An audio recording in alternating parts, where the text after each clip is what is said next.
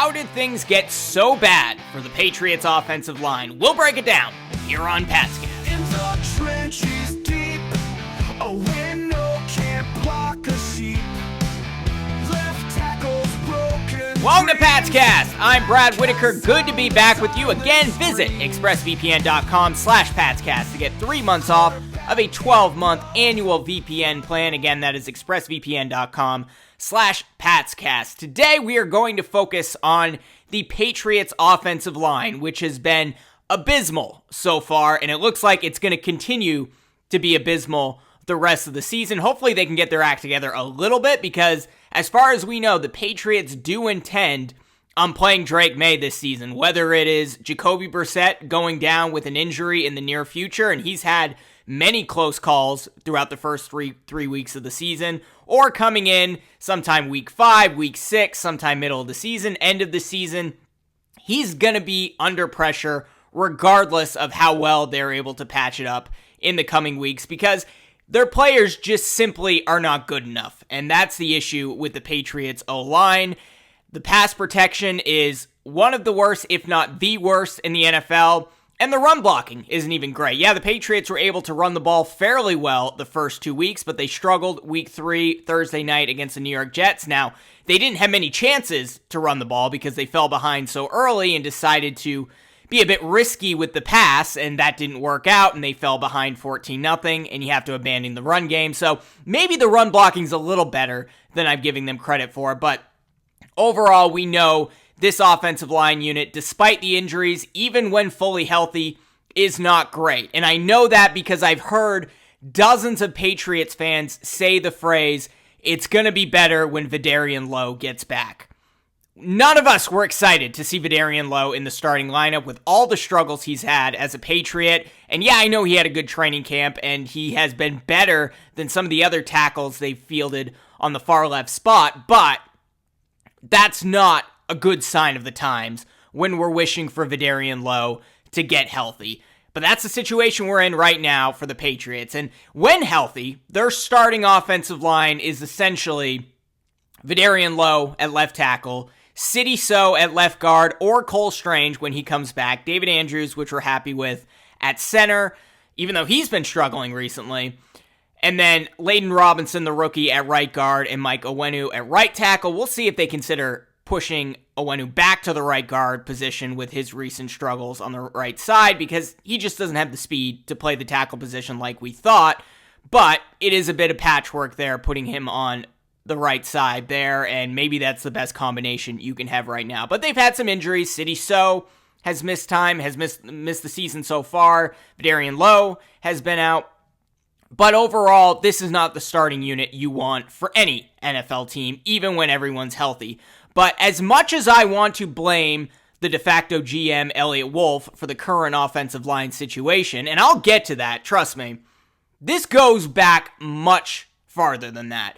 And a lot of the blame for the Patriots' offensive line situation right now falls on Bill Belichick, and it really dates back to the 2018 NFL draft, when they drafted tackle of the future Isaiah Wynn. Well, it turns out he was not the tackle of the future there. They had the 23rd overall pick, and a pick that they received from the Los Angeles Rams, used it on Isaiah Wynn, who was mediocre at best, but really was not able to keep his job, and the Patriots ended on moving on from Isaiah Wynn. So had they made that selection and it worked out and he was the tackle of the future, he would be on his second contract right now, and we wouldn't have to worry about the left tackle spot. And then things may have changed a little bit. Maybe Mac Jones would have had an easier time. Who knows what would have happened going forward had Isaiah Wynn worked out. But that's really what it started with, the poor selection of Isaiah Wynn, tackle out of Georgia in 2018, and they've been seeking a left tackle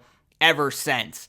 But then we go to 2019. The Patriots had the 32nd overall pick after they won the Super Bowl, their 6th title with Tom Brady, and they drafted N'Keal Harry. So there was an opportunity there to take a tackle. Now, there were other wide receivers that they could have taken in that draft who turned out to be Pro Bowl players, but they went with N'Keal Harry. But that was another opportunity to address the tackle spot. But you understand why Bill Belichick didn't. They had Isaiah Wynn. He struggled as a rookie. Maybe it would work out in future years. Obviously, it did not, but I'll give him a little bit of a break there. Not for the N'Keal Harry selection, obviously, but for not selecting a tackle in 2019.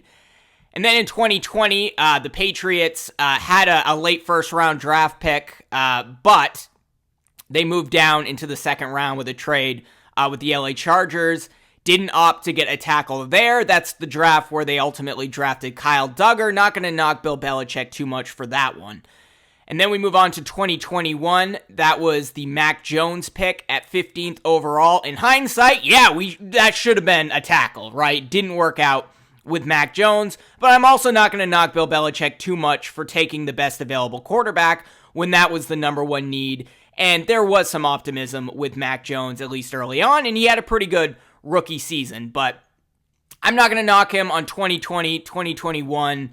Really, this kind of goes back to Isaiah Wynn in 2018. But then it gets really bad, okay? We have 2022. The Patriots traded down once again in a trade with the Kansas City Chiefs, giving up their mid-first round pick and moving back to 29th overall.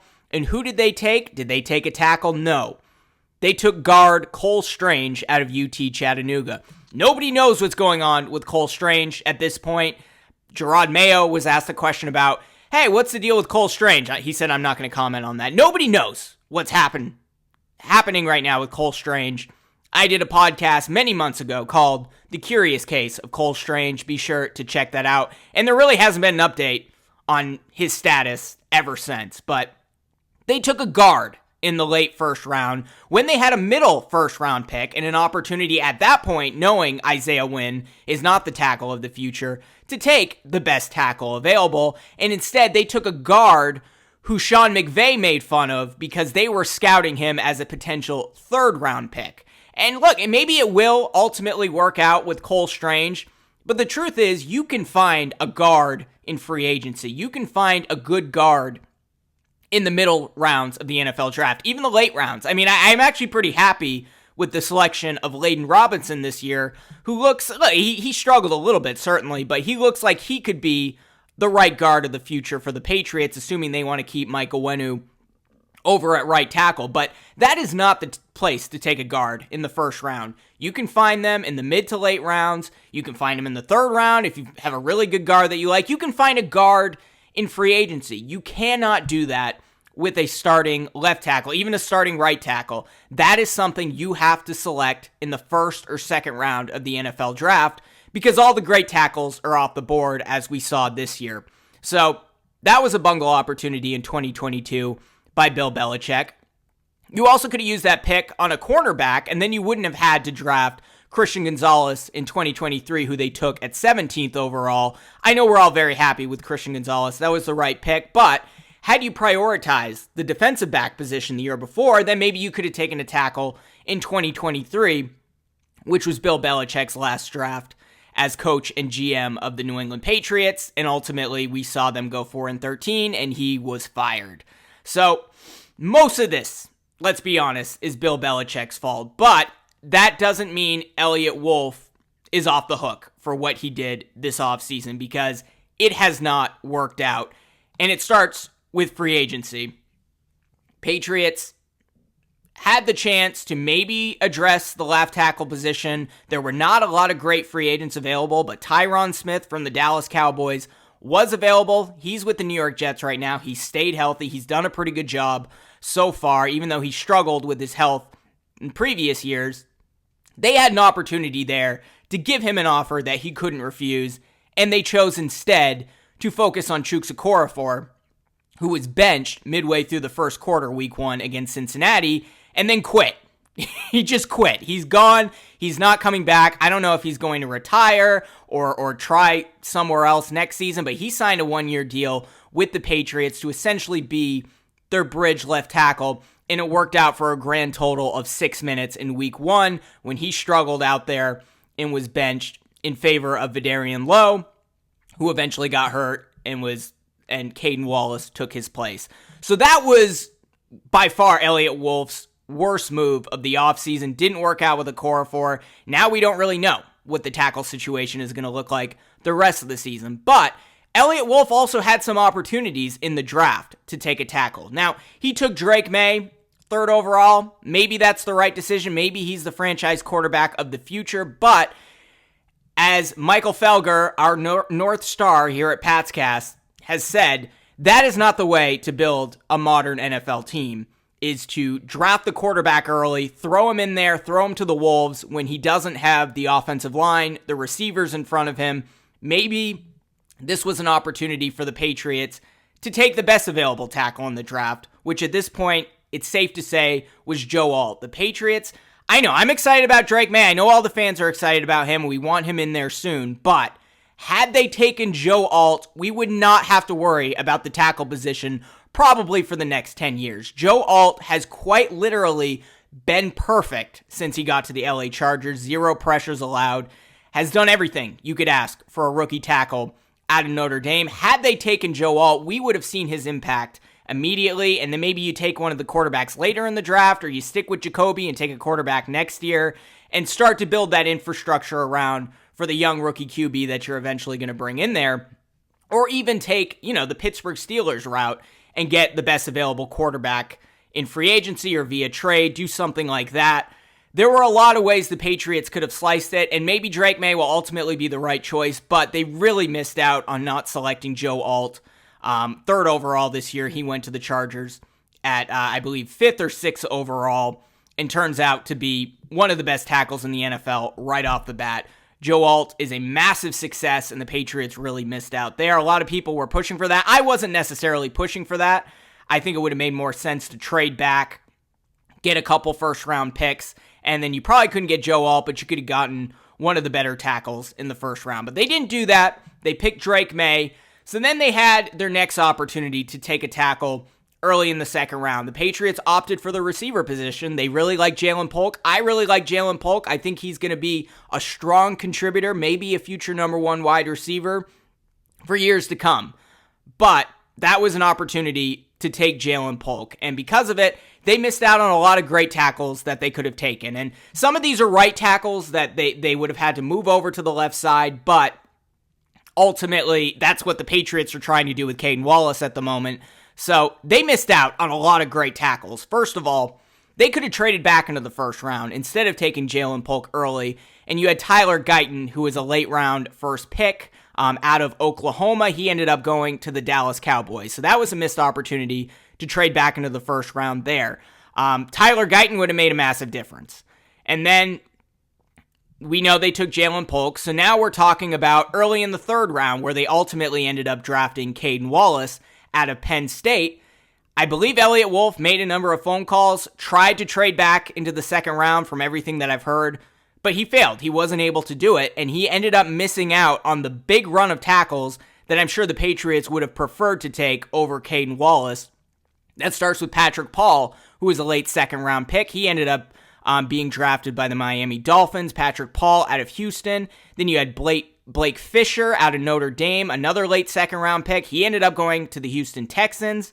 Roger Rosengarten, who I think would have been a great fit out of Washington. He was a late 2nd round pick, ended up going to the Baltimore Ravens. And then the guy who I think would have fit like a glove is now with the Kansas City Chiefs. Patriots, again, couldn't trade back into the late portion of the 2nd round to get their tackle. Out of BYU, Kingsley Suamataia, he would have been a great choice at the tackle spot, even though he's had his struggles a little bit this year for Kansas City. But Kansas City's 3-0. They're still working with the protection that they have, and it's going fairly well. Then there was Brandon Coleman out of TCU. He was selected 1 pick before the Patriots in the 3rd round by the Arizona Cardinals. So then the next pick, the Patriots had to settle with what they had, and they drafted Caden Wallace, the right tackle out of Penn State, who is their project to move over to left tackle, as far as we know. Now, Vidarian Lowe has been better than Caden Wallace, and that's why he's been starting over Caden Wallace when healthy, but with Vidarian Lowe out, and then you have Caden Wallace at the left tackle spot. And I think Wallace has been better than what a lot of people are saying, but the consecutive illegal formation penalties that he had week 3 against the Jets, he had those issues the final preseason game at the Washington Commanders. I'm not sure it's going to work out with Caden Wallace. And maybe the option is you kick Michael Wenu back to right guard and you put Caden Wallace at right tackle and then just see what you can do at the left tackle spot. But then you're also in a troublesome situation. Are you going to put Layden Robinson out there? Are you going to put Sidney So out there at left guard? What happens when Cole Strange is healthy? None of those guys are going to be a left tackle. So then you're just kind of stuck with Vidarian Lowe, who is mediocre at best and has struggled to stay healthy so far this year. But I don't think Layden Robinson has been a bust, and it's too early to say Caden Wallace has been a bust, but for a guy that you thought could be your future starting left tackle, it's not looking great so far for the Patriots. And really all of these decisions, Chuks Okorafor quitting on the team after 6 minutes in week 1, not being able to trade back into the late first round to take a guy like Patrick Paul, or not being able to trade into the late second round and take a Blake Fisher, a Rosengarten, Sua Mataia, a Coleman. These were all opportunities that Eliot Wolf ultimately bungled.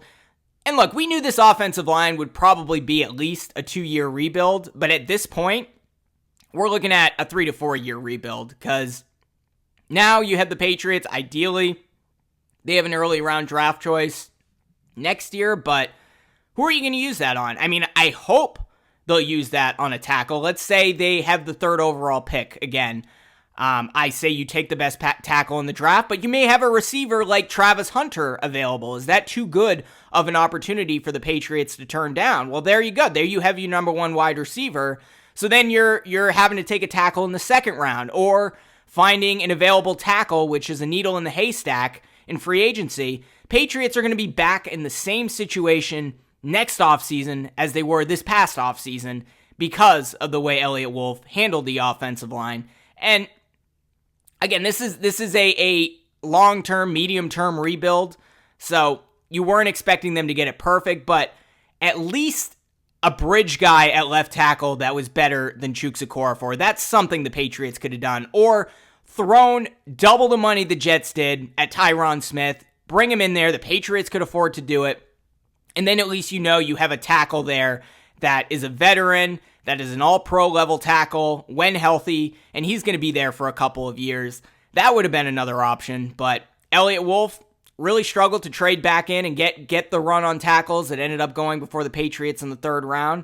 And now they're stuck trying to develop Caden Wallace, and maybe it'll work out, maybe it won't, but this is not a great situation they're in right now. And yeah, a lot of the blame, most of the blame probably falls on Bill Belichick, dating back to Isaiah Wynn in 2018. But Eliot Wolf did nothing to help this offensive line this offseason, other than maybe bringing in Layden Robinson, who's worked out okay so far. But I'm curious to hear from you. Let me know in the comments below.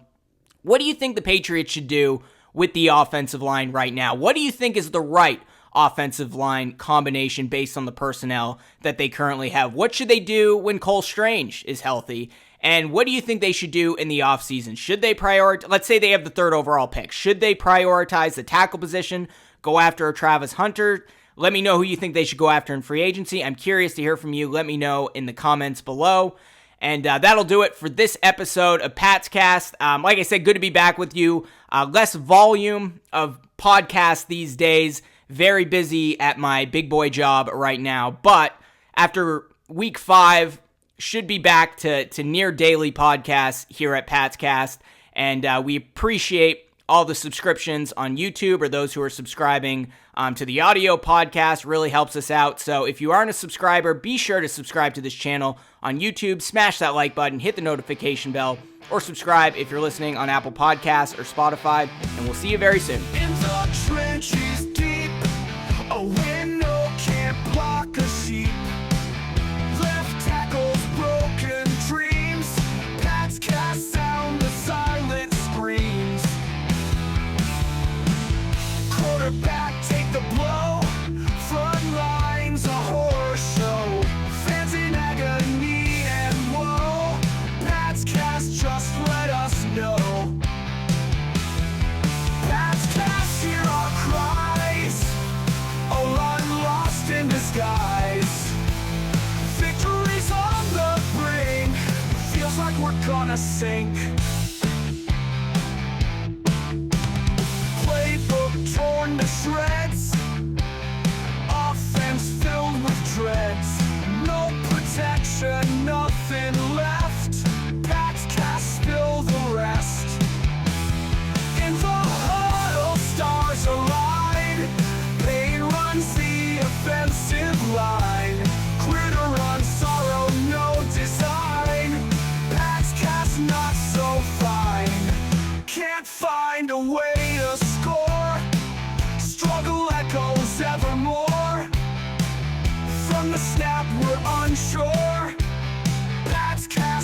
and for